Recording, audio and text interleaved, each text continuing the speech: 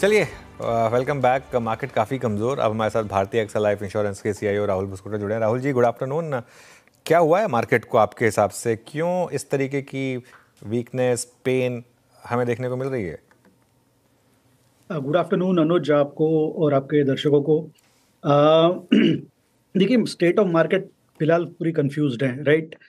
ऐसा नहीं बोला जा सकता कि सभी खराब है, ऐसा भी नहीं कि सभी अच्छा है।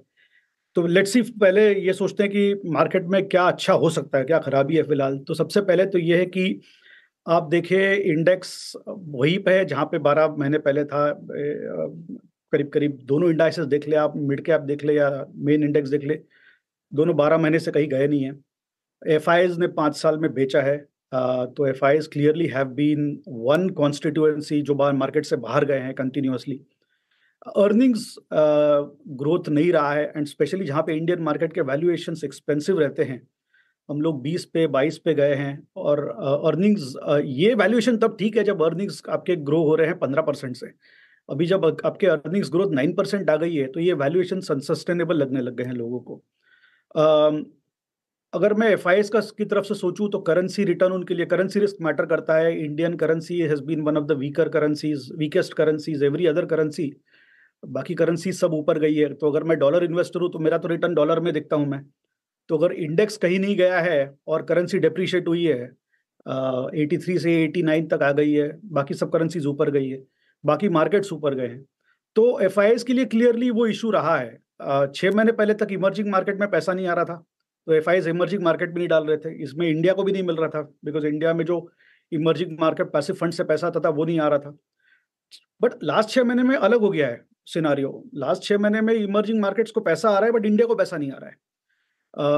और ये माहौल ऐसा है आज की तारीख में कि हर मार्केट ऊपर गया है, राइट। अगर आप जर्मन मार्केट देख ले, मतलब यूएस के मार्केट की तो बात ही ना करें, बट अगर जर्मन मार्केट देख ले, वो 40% ऊपर गया है। अब कोरियन मार्केट देख ले, 60% ऊपर चले गया है 6-7 महीने में। Almost every market, whether it's developed market या इमर्जिंग मार्केट, वो ऊपर गए हैं।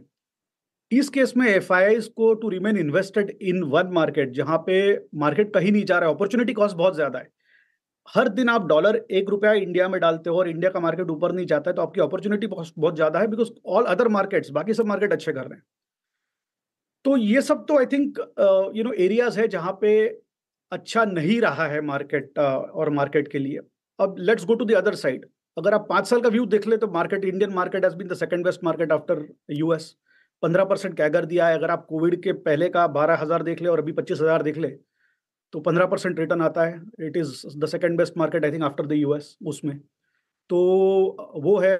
दूसरा, Indian macros have never been better. जो अपने मैक्रो स्टेबिलिटी है इंडिया की, फिस्कल डेफिसिट देख ले, ये वो सब बढ़िया है, इन्फ्लेशन काफ़ी अच्छा है। तो मैक्रोस आर वेरी गुड। तीसरा, अगर आप देख ले तो मानसून अच्छे रहे हैं। 3-4 मानसून से जहाँ तक मुझे याद है अच्छे रहे हैं।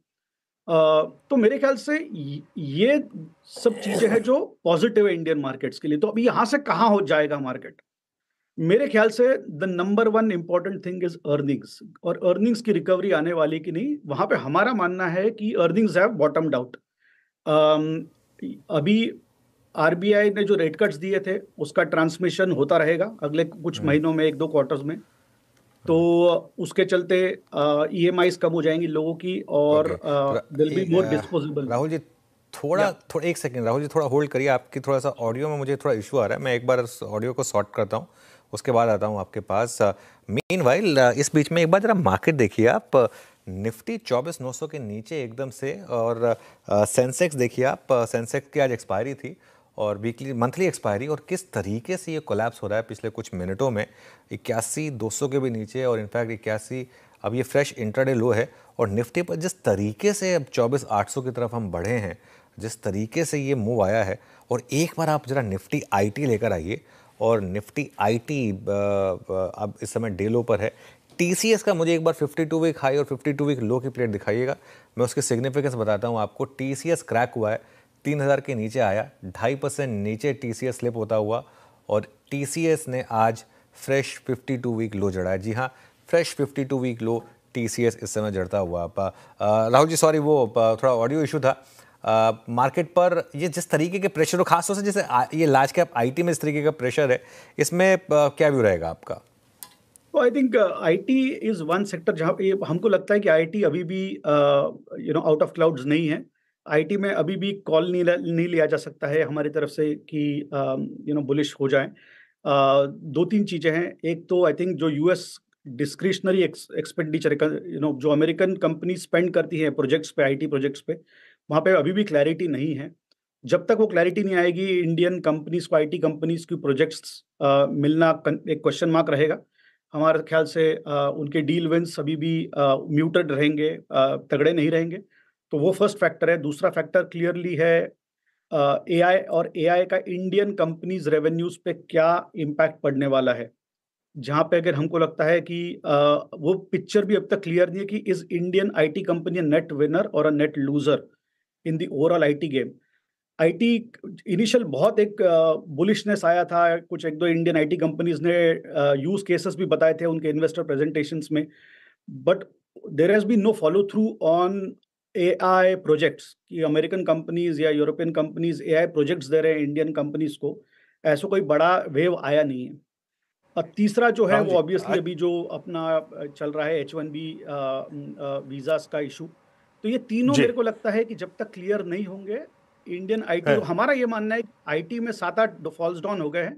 महंगा खरीदो, पहले परहैप्स 10% ऊपर महंगा खरीदो, पर विजिबिलिटी आनी चाहिए कि जेन्युइनली इंडेक्स मतलब आईटी इंडेक्स अभी अच्छा करेगा करके। हाँ हाँ। अच्छा राहुल जी, ये अभी का ये समय जब एफआईएस की बहुत एक्सट्रीम सेलिंग है और इनफैक्ट सेलिंग फिर रिज्यूम हो रही है, हम फिर एक बार 24,800 की तरफ जाते हुए, इस समय से लेकर अब वाकई जब अर्निंग्स हिट करेंगे उस समय के बीच में अगर आपको बैड प्राइसेस मिलते हैं, अगर मतलब भाव अच्छे मिलते हैं इस बुरे दौर में, आपकी प्रिफर्ड बाइंग लिस्ट में क्या क्या होगा, सबसे ऊपर क्या होगा? तो हमारी प्रेफर्ड लिस्ट तो आज की तारीख में 3 थीम्स पे बेस्ड हैं। हमको लगता है कि लोकल ओवर ग्लोबल, तो जो डोमेस्टिक थीम्स है उनको हम प्रेफर करते हैं ओवर ग्लोबल थीम्स। दूसरा है जब तक एफआईएस नहीं आएंगे we continue to prefer mid caps over large caps. तो ये हमारा क्लियर ये है। और तीसरा, आई थिंक जो वैल्यूएशन आज की तारीख में चल रहे हैं, we clearly prefer companies with strong growth runway, visible growth runway, या जहाँ पे ऑप्शनलिटी है। ऑप्शनलिटी मतलब आज कंपनी 1 2 3 कर रही है, बट 4 5 एडजेसेंसीज हैं, नजदीकियां हैं, और वो भी कर सकती है। जैसे 1 2 सेक्टर में हो रहा है, क्विक कॉमर्स हो या ईएमएस सेक्टर में है कि कंपनी असेंबली 1 2 3 चीजों की कर रही है, और 4 5 की असेंबली भी हो सकती है, या असेंबली से कंपोनेंट्स में जा सकते हैं, etcetera.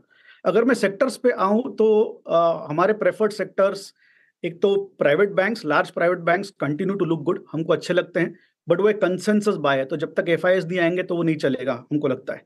But it's a good sector from the medium term perspective. There are some regional bank, कुछ रीजनल बैंक्स हैं जिनके बैलेंस शीट्स क्लीन है, जिनके डिपॉजिट बेस्ड ट्रेडिशनल है, और उनको डिपॉजिट प्रेशर कम आया है। हमको वो अच्छे लगते हैं। कुछ रीजनल बैंक, सिलेक्टिव होना पड़ेगा वहां पे। सीमेंट एक सेक्टर है जो हमको अच्छा लगता है, कंसोलिडेट हो गया है, बेस इफेक्ट के कारण वॉल्यूम ग्रोथ बहुत अच्छा दिखेगा। आई थिंक ऑलरेडी दिखना चाहिए था, बट डे टाइम का मानसून थोड़ा एक्सटेंड रहा है, मई से अब तक मानसून चल रहा है। पर हमको लगता है कि जैसे ये मौसम मानसून खत्म होगा, जो लेटेंट डिमांड है वो सडनली डिमांड मार्केट में आ जाएगी, तो हमको लगता है वॉल्यूम ग्रोथ बहुत अच्छी रहेगी। जीएसटी कट हुआ है 28% टू 18%, तो कस्टमर को उसके हाथ में सीमेंट चीपर मिलेगा, सस्ता मिलेगा, उसके कारण भी डिमांड ड्राइव होगी। Last but not the least, rural economy has started doing well, and a lot of cement demand, construction demand comes from there. तो हमको लगता है कि वहां से भी अच्छा एक सीमेंट को प्रतिशत मिलेगा, तो वो एक सेक्टर डेफिनेटली हमको अच्छा लगता है। हेल्थ केयर फार्मा में हमको हॉस्पिटल्स अच्छे लगते हैं, महंगे हैं, सस्ते नहीं है स्टॉक्स, पर हमको लगता है कि उसमें ग्रोथ रनवे अच्छा है। उनके अगर आप देखें तो टेक्निकल जो है, जैसे एक रेवेन्यू पर बेड वगैरह वो अच्छे कर रहे हैं, सबका ट्रेंड अच्छा है, पॉजिटिव है। मिड कैप जी। हॉस्पिटल्स भी हमको अच्छे लगते हैं उसमें काफ़ी। बाकी कंज्यूमर डिस्क्रिशनरी, तो आई थिंक जीएसटी रेट का, जीएसटी कट्स का जो बेनिफिट मिलेगा हमको लगता है जी डिस्क्रिशनरी और स्टेपल्स में मिलेगा, बट डिस्क्रिशनरी हमारा प्रेफर्ड सेक्टर है, उसको राहुल छोड़। जी, गुड आफ्टरनून। श्रेया बात कर रही हूँ। आपने क्या कई है? सारे स्पेसेस बताए जहाँ पर आपको अभी दमखम नजर आ रहा है इस खराब मूड माहौल में भी, लेकिन ओवरऑल मार्केट पर अगर सवाल पूछूं, जैसे कि आप अभी गिना भी रहे थे, जीएसटी कट मिल गया, सरकार भी पुश कर रही है कहीं ना कहीं, इंटरेस्ट रेट कट, आरबीआई की तरफ से सीआरआर कट, जान नहीं फूंक पाई वो मार्केट में, कैसे स्ट्रेंथ आएगी मार्केट में? तो मार्केट में हमको लगता है दो ट्रिगर्स है, एक तो अर्निंग्स बेस्ड है और earnings is the best predictor for market movement. हमको लगता है अर्निंग्स का बॉटम हो गया है, earnings should start improving from here. RBI के रेट कट्स जो मैंने पहले कहा कि क्लियरली उसके कारण उसका ट्रांसमिशन हुआ नहीं है अब तक बैंक से स्पेसिफिकली। तो जैसे बैंक से रेट कट का ट्रांसमिशन फुल होगा तो ईएमआईज कम होंगे और कंज्यूमर्स के हाथ में पैसा ज़्यादा रहेगा बाकी चीज़ें खरीदने के लिए।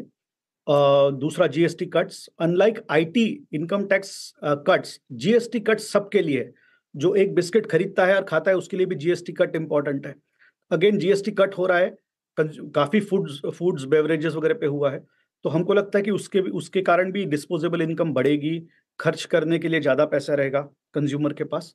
तो उसके चलते हमको डेफिनेटली लग रहा है कि earnings should start improving from there and market should definitely look at that with a lot of positivity. एक उसमें पॉजिटिविटी आएगी जब आप देखोगे अर्निंग्स ग्रोथ जो 9-10% है, हमको लगता है कि 12-13% आ जाएगा अगले 1-2 क्वार्टर में। तो एक तो ये अर्निंग्स की बात हुई। दूसरा ट्रिगर मार्केट के लिए, हाँ बोलिए। जी जी जी, प्लीज प्लीज। हाँ, दूसरा ट्रिगर मार्केट के लिए क्लियरली एफआई फ्लोज है। देखिए एफआई 5 साल से नहीं है, हमको लगता है कभी ना कभी आएंगे ये, right. It's Indian market is difficult to completely ignore. 5 साल से आए नहीं है, इमर्जिंग मार्केट में लास्ट 6 महीने से इन्वेस्ट करने लग गए हैं एफआईज। अगर इंडियन मार्केट के आप मल्टीपल्स देखें तो मल्टीपल्स जो 22 प्लस थे, अभी अगर आप 27 मतलब फॉरवर्ड पी देख ले तो 19.6 है FY 27 का, तो that is in a decentish space. अगर 18.5 आ गया तो लॉन्ग टर्म एवरेज पे आ जाएगा। तो मार्केट से एक रीजनेबल वैल्यूएशन की तरफ आ रहे हैं हमको लग रहा है।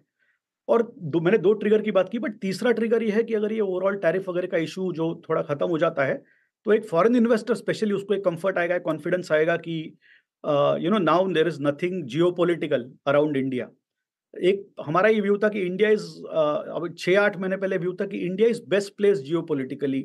वो थोड़ा सा I think over the last 2-3 months 4 months एक थोड़ा डगमगा गया है। Obviously we had the Indo Pak issue and then now we had the tariffs issue और अभी H1B इशू चल रहा है। तो एक बार वो क्लियर हो जाए तो clearly I think foreign investor को एक कॉन्फिडेंस आएगा कि चलो अर्निंग्स अच्छी हो रही है एंड जियोपॉलिटिकल क्लाउड्स निकल गए हैं। ओके राहुल जी, बहुत बहुत शुक्रिया आप इस चर्चा में शामिल हुए, सभी सेक्टर्स पर अपनी राय रखी आपने। थोड़ा समय का अभाव है हमारे